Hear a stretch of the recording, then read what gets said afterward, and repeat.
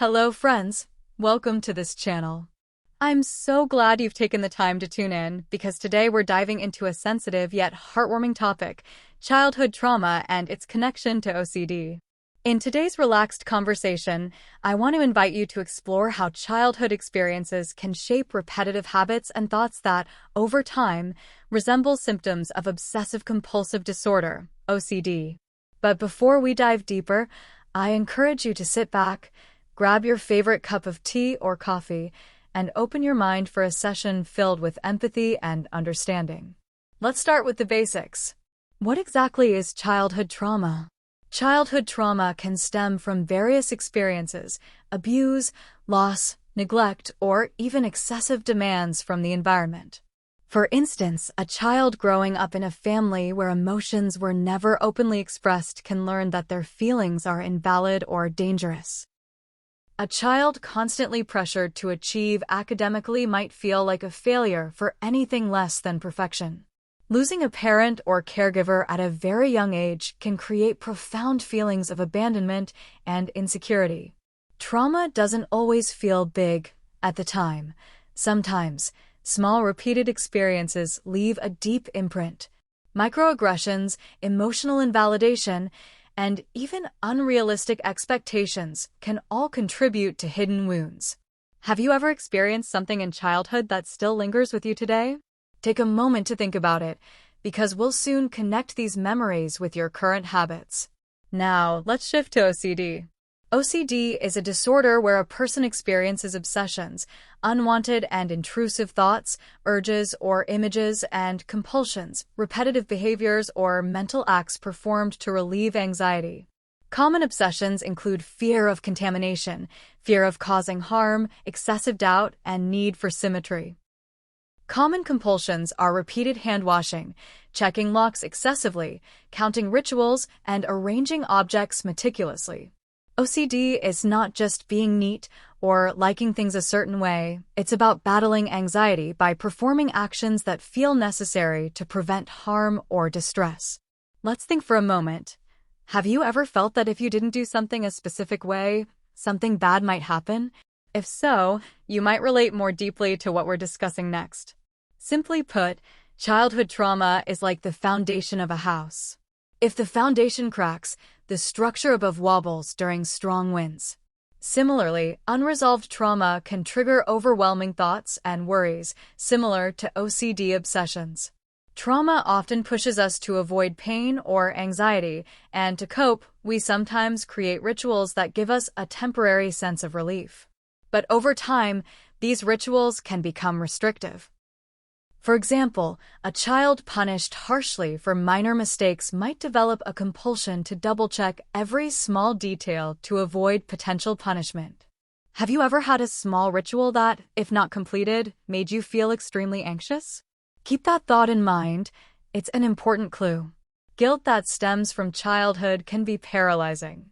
Rituals, in this context, are attempts to make amends for an undefined or exaggerated sense of wrongdoing.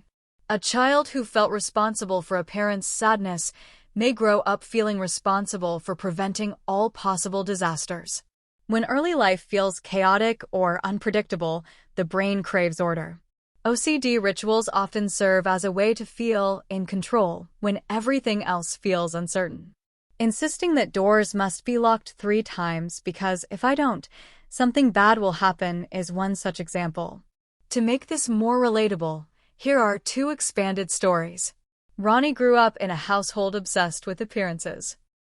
A small stain on her dress would cause her parents to scold her harshly in front of guests. Now, as an adult, even a speck of dirt on her desk at work triggers an overwhelming need to clean everything meticulously. She feels paralyzed by the fear of being dirty or inadequate. Andy lost his father when he was 6. His mother became overly strict to cope with her grief. To avoid punishment, Andy learned that perfect behavior meant safety. Today, Andy cannot relax until every item in his home is placed perfectly. If one item is slightly out of place, he feels a rising panic that ruins his entire day. Maybe you see a glimpse of yourself or someone you know in these stories. If you do, you're not alone. When trauma remains unaddressed and compulsive rituals deepen, the impact can be significant. Mentally, it can lead to chronic anxiety, depression, dissociation, and low self-esteem. In relationships, it can make trusting others difficult, cause fear of vulnerability, and lead to isolation. In terms of productivity, it can cause exhaustion from mental rituals, procrastination, and missed opportunities. Each impact is like a heavy backpack we carry without realizing how much it's slowing us down. Reflect for a moment. Which of these impacts do you experience most often? Keep that question close. We'll explore it more soon. Let's recognize the signs together. Are the rituals becoming more frequent over time? Are you spending hours on compulsions each day? Are you avoiding important tasks because of them? Do you feel an overwhelming sense of doom if you resist the ritual? Understanding these symptoms can be the first courageous step toward healing. Make a mental note. Are you stuck in any of these patterns? Stay tuned, because we're about to talk strategies. Now, let's talk about solutions. Remember, healing isn't linear. It has ups and downs, and that's perfectly okay. Recognize and accept instead of judging yourself. Observe your patterns with kindness. Healing begins with compassion. Try daily journaling. Write about your thoughts and behaviors without censoring them. Seeing patterns on paper can be eye-opening. Practice relaxation techniques like guided meditations, deep breathing exercises, or even art therapy. Gradual exposure, ERP, can help too. Slowly confront your fears without giving into rituals, a little at a time. Seek social support. Share your journey with trusted people who won't minimize your struggles. Try one of these techniques today and jot down any tiny shift you feel. Curious about the next steps? Keep listening. Let's hear about Mr. Booty and Mrs. Sorry. Mr. Booty started by delaying his hand-washing ritual by just 1 minute.